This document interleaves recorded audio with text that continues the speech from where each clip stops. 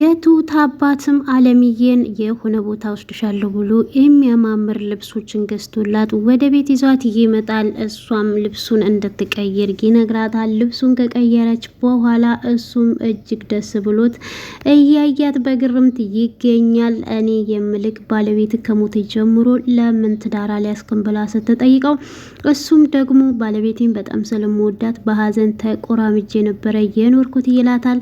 እና ምን እያሰብክ ነው ለወደፊት ብላ ስትለውም እሱም እንግዲህ ለወደፊት ህይወት ትዳር እንዲኖረው ይፈልጋል። ነገር ግን እሷ ደግሞ እንደማትፈልግ እየነገረችው ትገኛለች።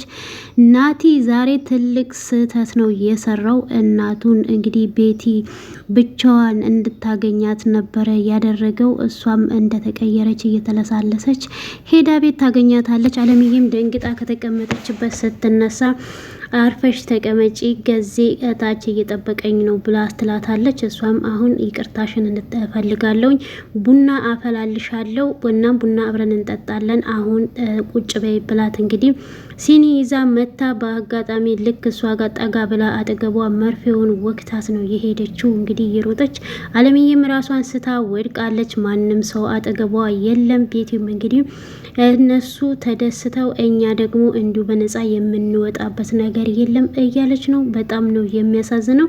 ሰላም ጤና ይስጥልኝ ውድ የተከበራችሁ የቻናሌ ቤተሰቦች እንደምን ከረማችሁ። ተወዳጁን ትሁትን ድራማ ቀጣዩን ክፍል ይዤላችሁ መጥቻለሁኝ። በባለፈው እንደተመለከታችሁት ትንሽ ላስታውሳችሁ ቤቲ ናቲን እንደተለወጠችና እናቱን እንደበደለቻት ይቅርታ ለመጠየቅ እንደምትፈልግ እንግዲህ በተደጋጋሚ ስትናገር ነበር። ናቲም አምኗት እናቱ ያለችበት ቦታ ወስዷት ነበረ። እሷም አለምዬም እዛ ስታያት በጣም ተናዳ ውጭልኝ ያደረገቻትን በሙሉ ድርጊቷን እያስታወሰች እንግዲህ እንዳባረረቻትና አለምዬም በቅዠት ውስጥ ነበረ ያደረችው። ድራማው በዚህ ነበር እየተጠናቀቀው።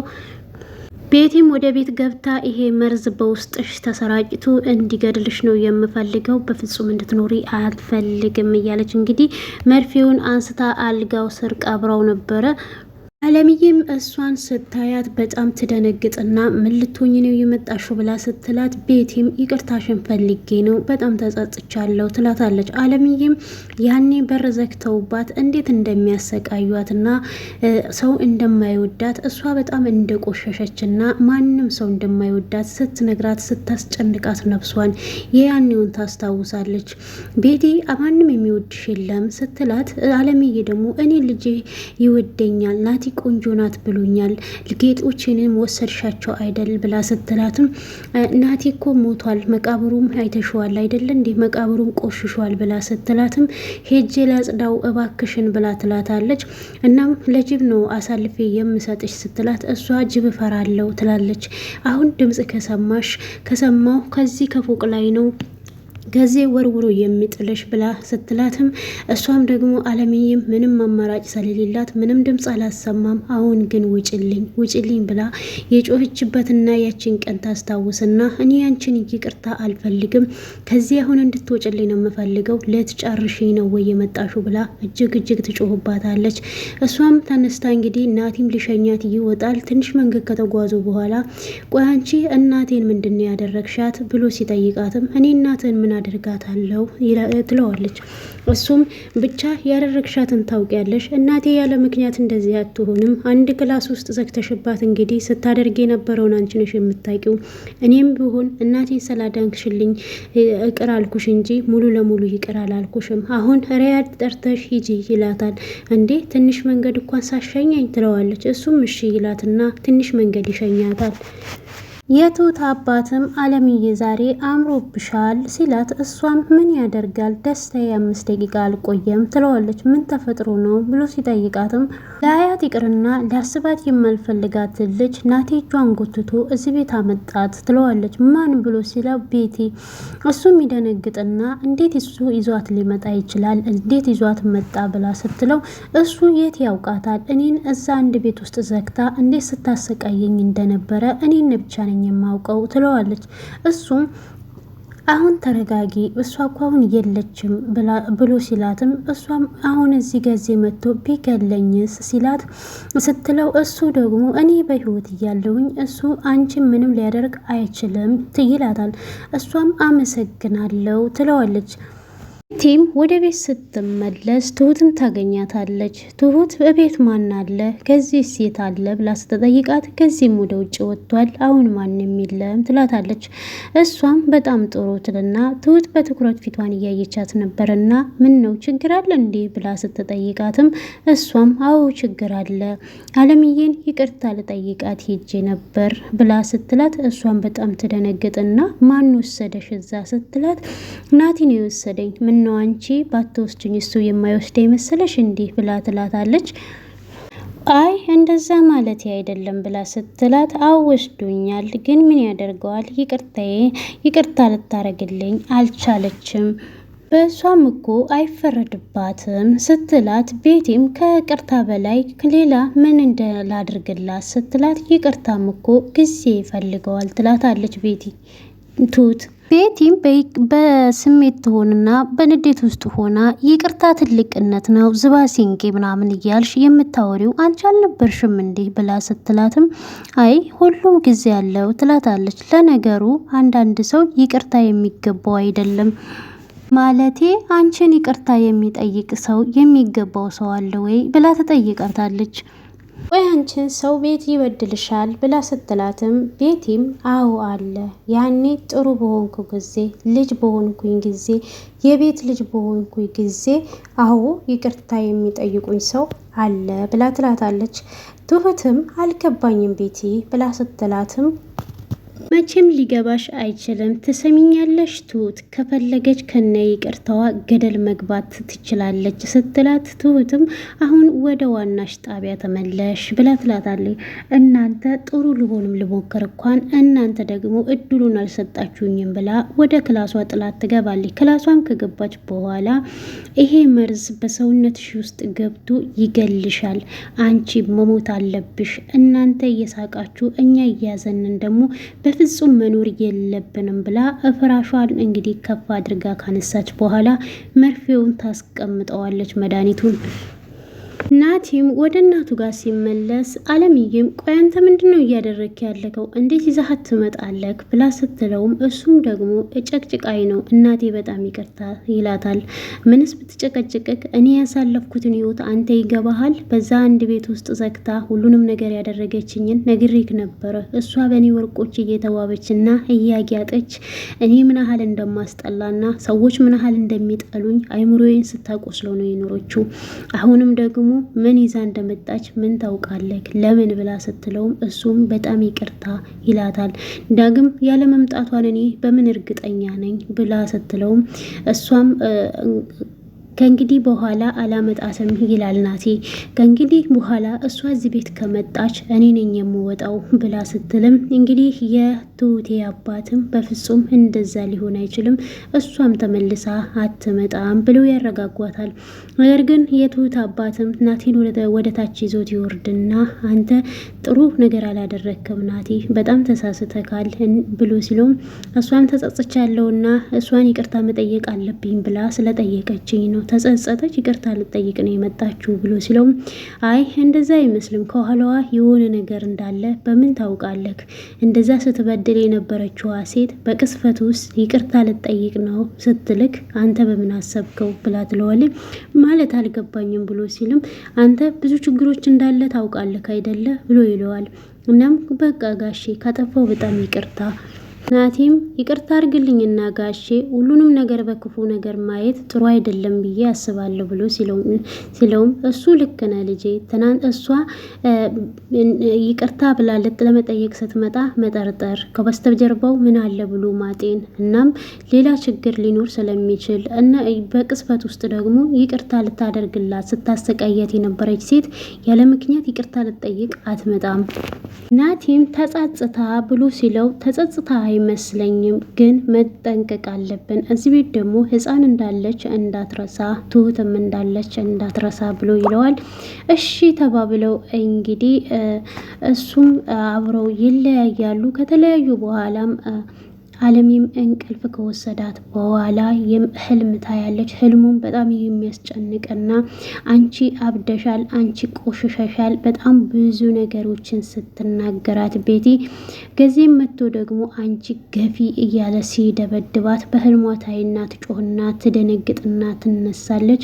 ናቲም ሮጦ መጥቶ ምን ሆነሽ ነው እናቴ ቢላትም ህልም አይቼ ነው ትለዋለች። እሱም ምንድን ነው እሱ ብሎ ሲጠይቃት ያ ክፉ ሰውዬ ከነሚስቱ ሲደበድቡኝ ሲያሰቃዩኝ ነው፣ በስማም ህልም ቢሆንም በጣም ነው የሚከብደው ብላ ስትነግረው እሱም ደግሞ ተረጋጊ፣ አይዞሽ እናቴ ሁሉም ነገር ማብቂያው ጊዜው ይደርሳል ብሎ ሲላትም እሷም ምንም መቼ ነው የሚበቃው እያለች እያለ ደግሞ ለምንድን ነው እዚህ የተኛሹ ብሎ ሲጠይቃት ትንሽ ልረፍ ብዬ ነው እዚህ ትለዋለች። በያሁን ተነስተሽ ወደ ፎቅ ሄደሽ ረፊ ይላትና ይዟት ወደ ፎቅ ይወጣል። ጠዋት ደግሞ የትሁት አባትም እኔ ግብዣ ልጋብዝሽ ብሏት ይዟት ይሄዳል። ቡና ሻይ እያሉ እንግዲህ ዛሬ ግብዣ በግብዣ አደረከኝ አይደል ብላ ስትለውም የትሁት አባትም ምን ላድርግ ብለሽ ነው? ማታ እኮ ትንሽ ጥሩ ስሜት ስላላሳለፍሽ ለዛ ነው ብሎ ይላታል። ማታማ ትናንትና ጥሩ ጊዜ አላሳለፍኩም ብላ ትለዋለች። እኔ ምልክ የትሁት አባት መምጣቱን ቀረ እንዴ ብላ ስትጠይቀው ምነው እንዳፍሽ ባደረገው ባልመጣ ብሎ ይላታል። ማለት ለምን ብላ ስትጠይቀው እሱ ከመጣ ገዜ ላይ ችግር ይፈጥርና አባቷ እስር ቤት ይገባል ብሎ ይላታል። እሷም አለምዬም አንዴ ይሄን ያህል ከባድና አስፈሪ ሰው ነው እንዲህ ብላ ስትልም ምን አለ በመጣ ብላ ትላለች። ማለት ብሎ ሲጠይቃትም መጥቶ ገዜን ገሉት በገላገለኝ ብላ ስትልም እንዲህ ሰው በመግደል ብቻ አንቺ ሰላም ህይወት ሰው በመሞት ብቻ አንቺ ሰላም ህይወት ትኖሪያለሽ ማለት አይደለም። እሱም የስራውን አግኝቶ በስራው ተቀጥቶ አንቺም በሰላም ህይወትሽን ትኖሪያለሽ። እሱ ደግሞ ሰው ከገደለ እስር ቤት ነው የሚሆነው፣ በጣም ነው የሚከብደው ብሎ ይላታል። እናም እሷም እና በምንድነው ሰላሜን የማገኘው ብላ ስትጠይቀው ህግ አለ ብለክ ነው ወይ ብላ ትለዋለች። እሱም መስረጃዎች እየሰበሰቡ እንዳለና ህግ እንደሚዳኛት በህግ ደግሞ ፍርድን እንደምታገኝ ያስረዳታል። አሁን ቤተነሽና የሆነ ቦታ ይዤሽ ሄዳለሁ ብሎ ይላትና እንዲህ ምን የት ብላ ስትለው እዛ ስትደርሽ ነው የምታዩ ይላታል። እዛም ሱቅ ይዟት ይሄድና የሚያስፈልጋትን ልብስ ገዛዝተው እነሱ ሁለቱም ወደ ቤታቸው ይመለሳሉ። የትሁት አባትም የገዛላትን ልብስ አለምዬን እንድትለብስ ይጠይቃታል። እሷ ግን ዛሬ አልለብስም ስትለው አይ በፍጹም አሁን ለብሰሽ ማየት አለብኝ ብሎ ሲላት እሷም እሺ ብላ ለብሳ ስትመጣ ልብሱ በጣም ነበር በላዋ ላይ የሚያምረውና እሱም በጣም ደስ ብሎት እያያት እያለ ትሁት ትመጣለች። ትሁት ከመጣይ በኋላም ዋው አለምዬ በጣም አምሮብሻል ትላታለች። አንቺችን አለምዬን ነው የምፈልገው ስትላት እሞክራለሁ ትሁቴ ትላትና በሉ እንግዲህ እናንተ ተጫወቱ እኔ ወደ ስራዬ ቦታ ልመለስ ትላለች። ትንሽ አቆይም ብላ ስትላትም አይ አሁን ተቆየውኝ ደግሞ ሌላ ችግር ይመጣል የመሸ ሲሄድ ብላ እንግዲህ ትሁትም ጥላቸው ትሄዳለች። እሱም አሁን ሂጂና የስራ ልብስሽን ቀይረሽ ነይ እሱንም ማየት እፈልጋለሁ ብሎ ይላታል። እሱን ቀይራ ከመጣይ በኋላ እኔ ምልሽ ስለ ወደፊት ህይወትሽ ምን እያሰብሽ ነው? አሁን ነገሮች እየተስተካከሉ ነው ብሎ ሲላትም እኔ ለወደፊት ህይወቴ በሰላምና በጤና ከልጄ ጋራ በደስታ መኖር ነው የምፈልገው፣ ሌላ ምንም ህይወት እንዲኖረኝ አልፈልግም ትለዋለች። ይላታል ትለዋለች። እሱም አንተስ ብላ ስትለውም ስለ በፊቱ ባለቤቱ ስትጠይቀው እሷ ከሞተች በኋላ በሀዘን ተቆራምዶ ብቻውን እንደኖረና በጣም እንደሚወዳትና እንደሚያፈቅራት ሲነግራት እሷም በሚስት ቀናሁኝ ትላለች። እሱ ግን በፍቅር አይኑ ነበረ የሚያት። እሷም ስለ ሁሉ ነገር ግን ብታስቢበት ጥሩ ነው ብሎ ይላታል። እናም እንግዲህ ትሁት ወደ ቤት ከተመለሰ በኋላ ለናቲ ትደውልለታለች። ናቲም ይመጣል። ናቲም ከመጣ በኋላ ቤት ክላስ ውስጥ ያገኛታል። ናፍቀኝ ነበር ብላ ስትለው እሱም በጣም ይገረምና እኔ ናፍቄሽ ነበር እናፍቅሻለሁ ብሎ ሲላትም አዎ ትናፍቀኛለህ ለምንድን ነው የማትናፍቀኝ ብላ ትለዋለች። እሱም እንግዲህ ከዚህ ቤት እንድትወጪ እፈልጋለሁ ብላ ስትለውም ገዜ እኔን አይለቀኝም፣ እኔም መውጣት እኮ እፈልጋለሁ፣ ነገር ግን ደግሞ እኔ አንተን እንዳላጣክ እፈራለሁኝ እናትህ በቃስ በቃስ ነገሮች ሲስተካከሉ ወደ ራሷ ሙሉ ለሙሉ ስትመለስ እኔን እንደማትፈልገኝ ነው የሚሰማኝ። እናም ደግሞ ልጄ ብላ ስትል እሱም ደግሞ እኔ ለማርካ እና አባት እሆናታለሁ። ምንም ቢመጣ አንቺ ካልተለየሽኝ በስተቀር እኔ ከአንቺ ልለይ በፍጹም አልፈልግም። እናም ከዚህ ቤት እንድትወጭ እፈልጋለሁ ብሎ ይላታል። በዚህ አጋጣሚ እንግዲህ አሁን ሂድና ጠይቃት ቤቴን ብላ ስትለው እሱም እንግዲህ ቤቴን ሊጠይቃት ወደ እሷ ክላስ ይሄዳል። እሷም እንዳየችው ምን ፈልገህ መጣህ ብላ ስትለው እሷ አሁን አንድ ነገር እንድታረግልኝ እፈልጋለሁኝ። እናም ደግሞ አንቺ ላይ ጥሩ ለውጥ ነው እያየሁሽ፣ እኔና ትሁትን አንድ ላይ አይተሽ ዝም ብለሽን ነው እየሄድሽው፣ ይሄም ትልቅ ለውጥ ነው ብሎ ሲላትም እሷም ደግሞ የኔ ባልሆነ ነገር ላይ መታገል ይሰለቻል። ሲቀጥል ደግሞ አንተ ልክ ነህ፣ እኔ ነኝ የተሳሳትኩ፣ እኔ የአባትህ ሚስት ነኝ እንጂ ያንተ ሚስት ሊሆን አይችልም ብላ ትለዋለች። እና ምን ላድርግ ብላ ስትለው ገዜን ከዚህ ቤት ትሁት እንድትወጣ ንገሪልኝ ብሎ ይላታል።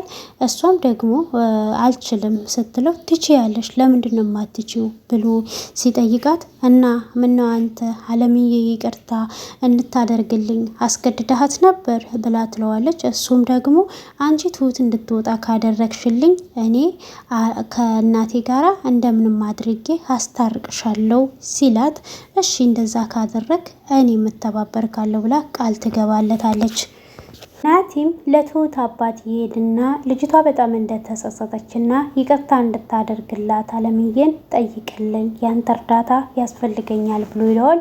እዚህ ጋር የትሁት አባት በጣም ትክክል ነበረ፣ ልጅቷን ማመን የለብንም ሲለው ምንም ችግር የለው፣ ምንም አታደርጋትም፣ እኛ ውጭ ሆነን እንጠብቃታለን፣ እነሱ ሁለቱ ሆነው እቤት እያወሩ ነው ያለው እንግዲህ እሱ ሊሆን አይችልም ብሎ ቢለውም ለነጋይ ምንም ችግር የለውም ብሎ ያሳምነዋል። ግን ደስተኛ አልነበረም። እንግዲህ ቤቴን ወደ አለምዬ ጋር ይዟት ይሄዳል። እዛም ከደረሱ በኋላ እሷ በሩን ከፍታ እንድትገባ ነው ያደረጋት። ቤት ውስጥ ደግሞ ማንም ሰው አልነበረም።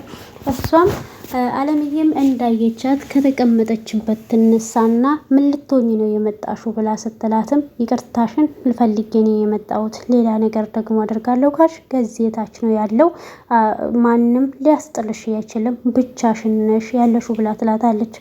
አሁን ይቅርታ እንድታደርግልኝ እንድንጨዋወት ቡና ታፈላልሻለሁ፣ ቡናውን ደግሞ አብረን እንጠጣለን ብላት ስትላትም ገዜን ስለጠራችባት በጣም ስለተደናገጠች አለምዬም ቁጭ ትላለች።